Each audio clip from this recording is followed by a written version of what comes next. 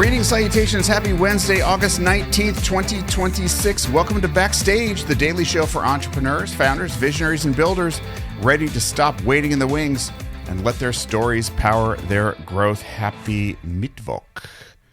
Middle of the week, Wednesday. It's a beautiful summer day here in the New York City area. I hope it's nice where you are.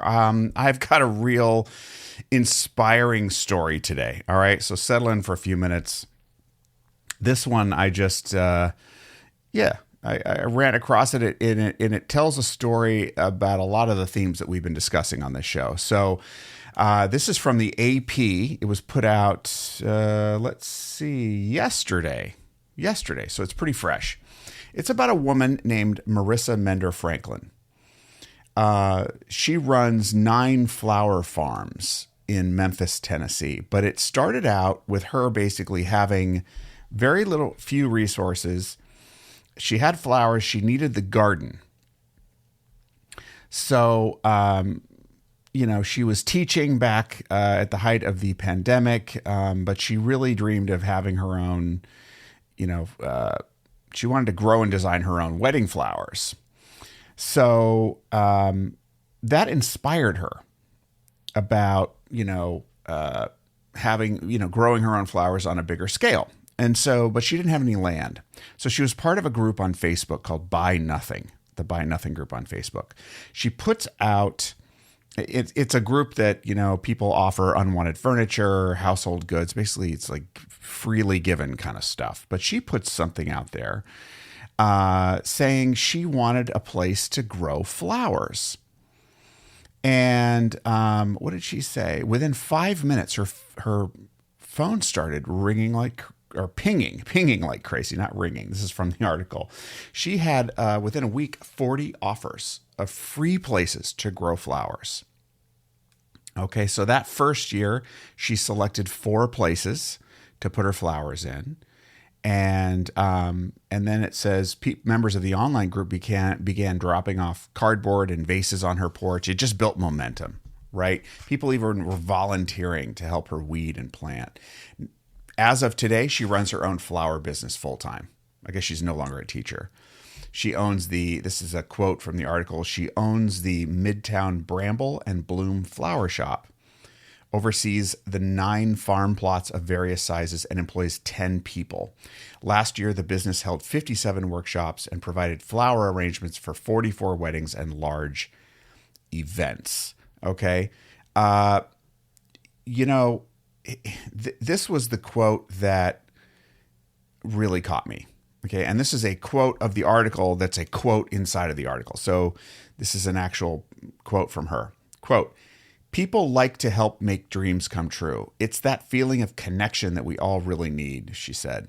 Quote, so often when we talk about community, we view it in terms of helping other people, and we forget that being a part of an equal community means that you also have to ask for help. I think there's a lot of value in looking at this. There's one more quote I wanted to mention. Quote, "It's such a gift to the community to have their land turned into a farm. And all the pollinators, birds, and wildlife change the area." Okay, so there's more in this article, and I'm not going to go into it. But the thing that really struck me about this is, woman has a dream, and she puts a clear ask onto a social media platform that is a community of sorts.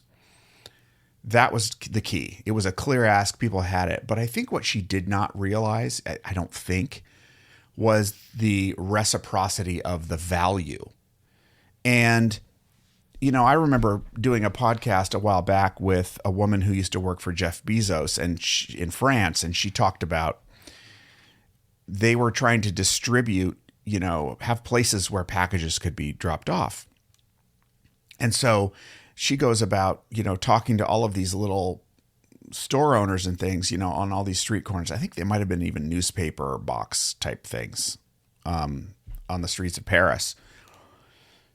And she's thinking, well, I guess we have to work out a deal where we pay them a fee so that we can deliver packages to their little stands. And Bezos told her, no, wait a minute. they should do it for free, or they should even pay for it, because it's going to bring tons of traffic to them. Like, he flipped it completely around. And so they didn't have to pay anything for it. I'm not sure exactly how it worked out, but basically her point was, sometimes you're looking at it all wrong. In asking for help, you may be giving great value. And I think this is a great example of the crossover of the power of community, which we've talked about a lot. Building a community, joining a community, being part of a community gives you access to people that you can put a clear ask about. So, couple lessons here. One, make your asks super, super clear and specific. If you're going to go onto LinkedIn or some group on Facebook or whatever other group you're in, networking group, the more specific your ask is, the more likely you are to get someone who wants to do it. And number two is always remain open that your request for help may be a gift to someone else in and of itself. There may be value to them in helping you that you might underestimate. And if you don't think about the value of them helping you, I mean, there's inherent value in sort of altruistic acts and people that, benefit from helping others just because they feel good about themselves. That's value. But there are other types of real value that you may be leaving on the table simply because, you're thinking of what you need and maybe didn't flip it around to the other side about what they might need. All right. So I just think this is really exciting. I'm going to put this link to the story in the show notes, so you'll have that. You can read the article yourself. It's titled How One Gardener's Neighbors Shared Their Land to Help Her Start a Flower Business, and everybody benefited. That's not in the title. That's my that's my add-on there. So have a look at that and think about, what ask could you make in a community in which you belong that would be a meaningful win-win potentially. What is the ask? And then go do it. And let's see what happens and report back. If you have a story, please put it on Substack. Let us know what it is. All right, that's my message for today.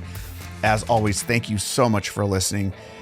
Please invite someone else to join us on this journey. Drop me a comment. Let me know how things are going. And of course, as always, be good to yourself and others. And we'll check back again with you tomorrow. Bye-bye for now.